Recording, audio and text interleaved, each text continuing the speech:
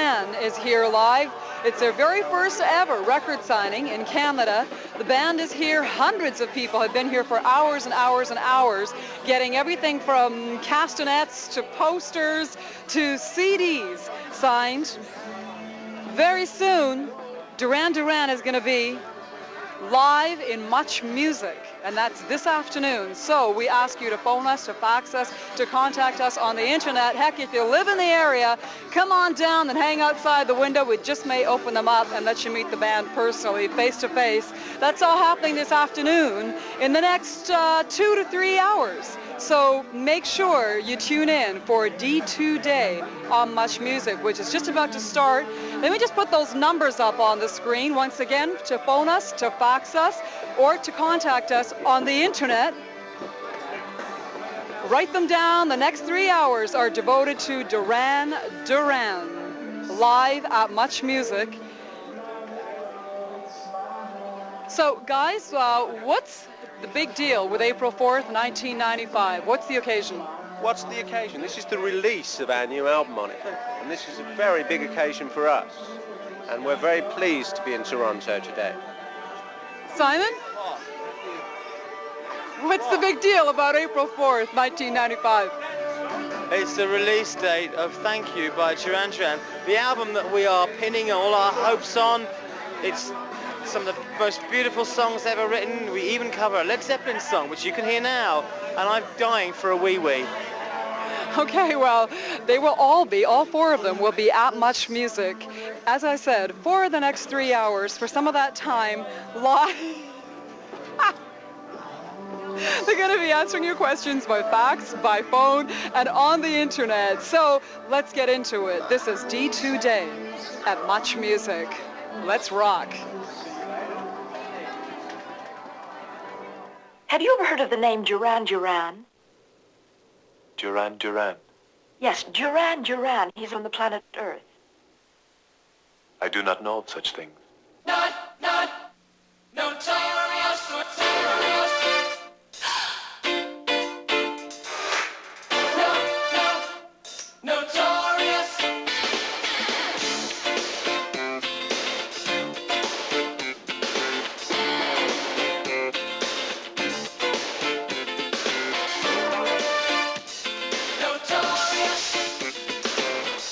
Come on out, guys. Boy, have I got a trip planned for you. We're going to go to every venue you've ever played in this city.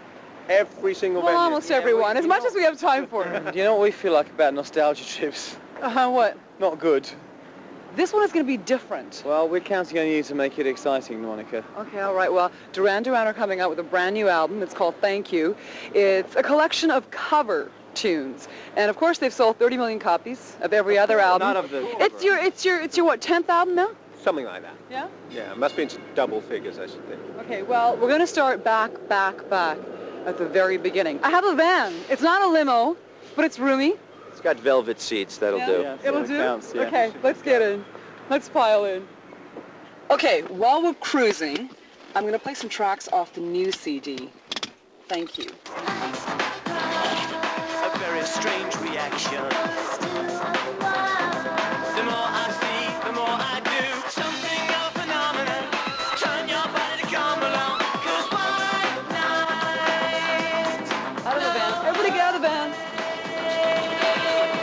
This is it.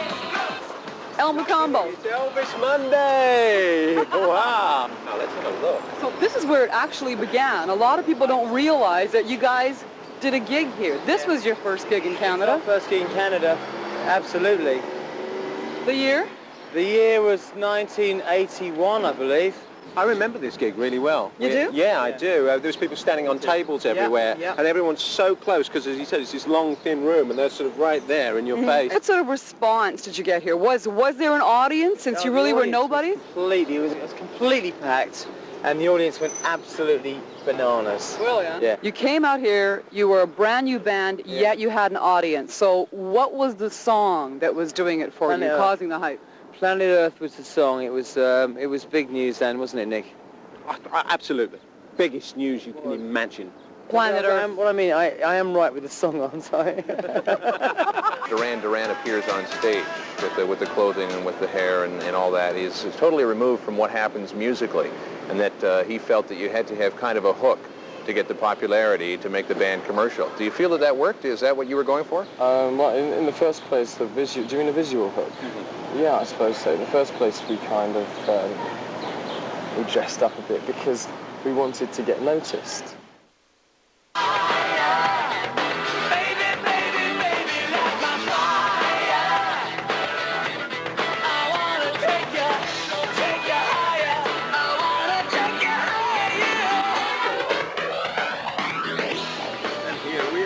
And here we are. At the C&E. So you guys went from the El Macombo, teeny tiny gig, to opening for Blondie, 1982, right here. All those people there. I don't think we played. There were people. We played in front of that stand, the big stand there. Oh yeah. And we were on a stage that was set back, so there's quite a big gap between us and the audience. Mm-hmm. But we definitely bridged the gap that night. I think it was probably the biggest leap in our career, really. The people just didn't want to let us off stage, did they? Yeah, it was the best gig for us on the Blondie tour, without a doubt. fantastic. And it was at the time as well when Hungry Like the Wolf was just starting to break a bit. Right. And, you know, we'd never played gigs like this. It was the first venue we ever played of this size, really. So let's talk about 1982 then. Right. 1982. Well, that was a very big year for us. That was the year that we didn't stop. Really, we were in the studio. We finished the Rio album. Flew straight down from mixing to Sri Lanka, where we made the videos for Hungry Like the Wolf, Lonely in Your Nightmare, and Save a Prayer. From there, we went directly to Australia, where we began what was to be our first real world tour, and things really started building there. From Australia, we went Australia to London, stopped off for about half a day, and then came over to America and started the big tour here. Well, no, we started playing small dates, and then we got on the Blondie tour. And then we got on our own tour, didn't we? Then we just accelerated. It was a bit strange because we came off that tour from a tour which took us from being up and coming musicians to reasonably important rock stars. And we went back to the same little flats in England that we were living in. It was really strange. You know, we'd had the hotel suites and all this stuff. It was really weird.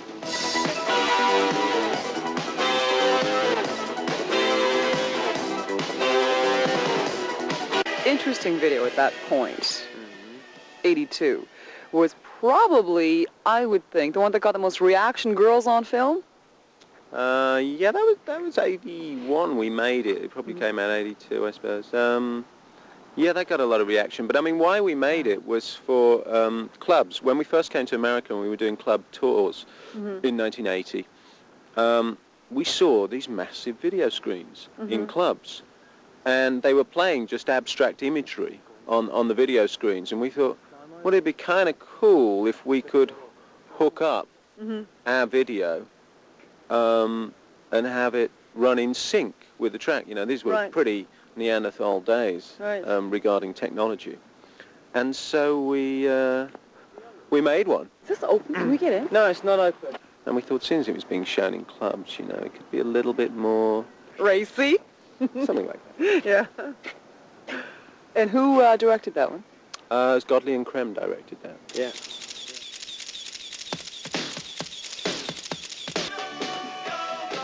Anything else relevant about 1982? I was 20 years old then. I suppose that's quite Were relevant. you 20? Mm-hmm. Oh my God. What do you say like that for? What's oh my God Because for? I can't imagine the headspace of somebody 20 years old and being in this incredibly successful machine. I can't imagine. Is this worth it? I mean, is all the work that you're putting into this really, are you reaping the reward? Well, you know, if we... Not yet. No. No. Well, we are, because like this time last year I'd never been outside of England. I'd been to Paris and that was about it, and like now we've been practically everywhere. It's very hard work, but I mean, it is also the most enjoyable thing I've ever done, and I wouldn't like to do anything else. Yeah, but we never even thought of ourselves as successful. I mean, that's the whole thing about it all. It's only when you sort of stand up there and look down, it gets scary. You know what I mean? Well, if you're doing what you're doing, if you're working hard and you've got your circle of friends around you, it doesn't matter how successful you are. I mean, occasionally your life gets a bit difficult because you can't go shopping and you can't go out. Say can't get a reservation at a restaurant you wanted on a Friday. But you know, you've got each other to keep you firmly kind of down to earth, really. Strong reservations. Let's go. Let's go. In just moments. Yeah. In just moments. We're going to do the news. We're going to jump years and take you to a whole other era for Duran Duran.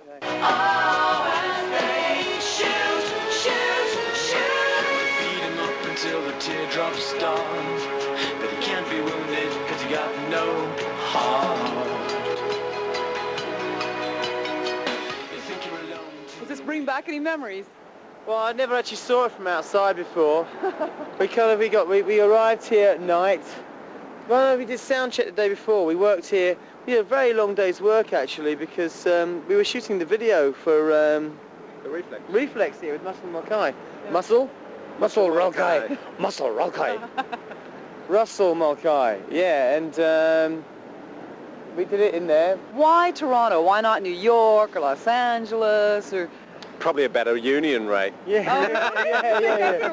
No. Well, did you go say, oh, because the Canadian audience is so wonderful. Yes. We just knew that we were going to get this Yes. great reaction. So that was kind of a strange video. We were on tour. I'll tell you why it was really Toronto. We were on tour and the third single off the album was coming out and we really needed to make a video and we couldn't stop. All the dates were booked. Yeah. And he was like, well, you need it this week. So where are we this week? Toronto.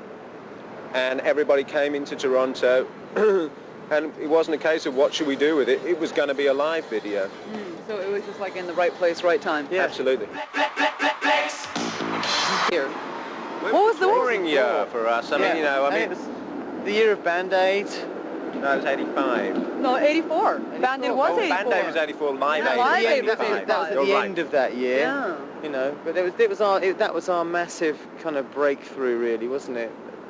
You've had a lot of massive breakthroughs, Breakthroughs, though, right? yeah, The Blondie thing, Live Aid. There's a lot of things that happened that year, I'm sure. I mean, to me, I just remember the whole thing with that we were still going through with Culture Club and Spandau Ballet and that whole English scene and everybody trying to make things happen in North America and Canada. Right. And we were over here having toured here a couple of times on the first album and on the Rio album and not had that much success. Suddenly Hungry Like the Wolf had exploded and we'd gone away to do the follow-up album, which was the Seven and the Ragged Tiger album, and come to tour it, and we'd gone from playing sort of clubs to 2 nights at the Maple Leaf Gardens. Yeah, it's quite a shock.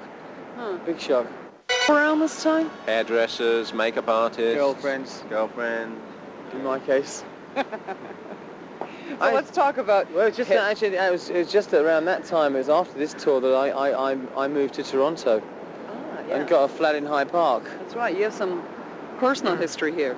Yeah, I got a personal history with a Canadian girl called Claire who was my girl for a while and I was her boy. Anything else you want to add to that? No. just thought I'd try. So what about the look at this point? 84. What was It was pretty bouffant at this time, I think. I think so. You're talking big. Your hair was big and blonde, right? It was Everything boofy. was- It was boofy. It was a big street kind of boofy thing happening. Yeah, well, so was everybody else's, you know. Well, I know, but you had that black and white outfit and the reflex. That's right. It was the white jacket with the little black bits on the collar and the black arms to it, and the gloves without the fingers on. And you looked so sweet. You looked so innocent and sweet, Simon. You really did. But you didn't. You looked sort of dark and decadent. Didn't you? And now he I looks hope all so. sweet. Look at how cuddly I am. Yeah, I mean, we had a